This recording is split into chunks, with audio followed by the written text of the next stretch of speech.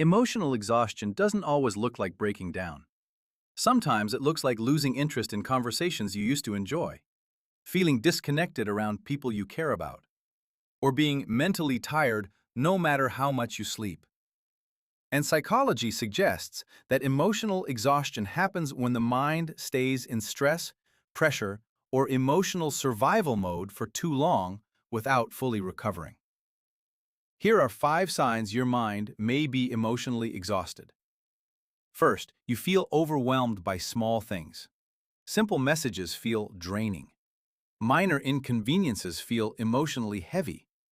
Even basic decisions start feeling harder than they should, not because you're lazy, but because your emotional energy has been stretched too thin for too long.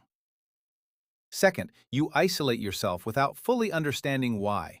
You still care about people, you still want connection, but social interaction starts feeling mentally demanding instead of comforting. So you pull away quietly, just to feel some emotional silence again.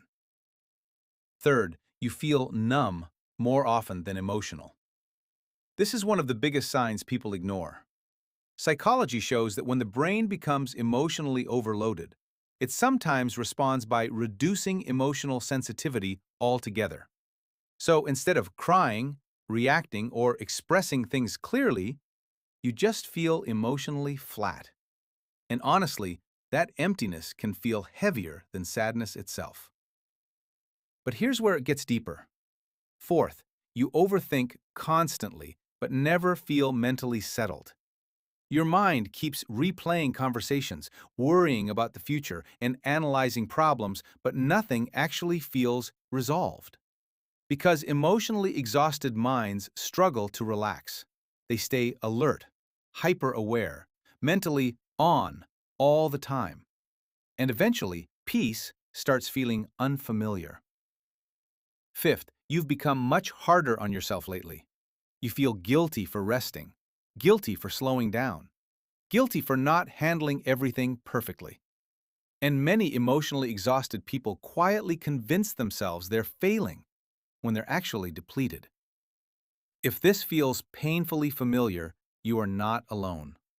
A lot of people have been emotionally surviving for so long that they no longer recognize what genuine rest even feels like.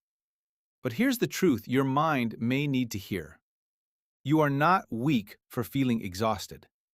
You are not failing because you need rest.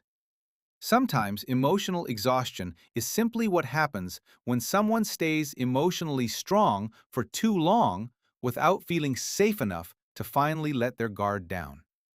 And healing often begins when you stop asking, "What's wrong with me?" and start asking, "What has my mind been carrying for too long?" If this quietly felt like your reality lately, follow for more insights into emotions, healing, and human behavior.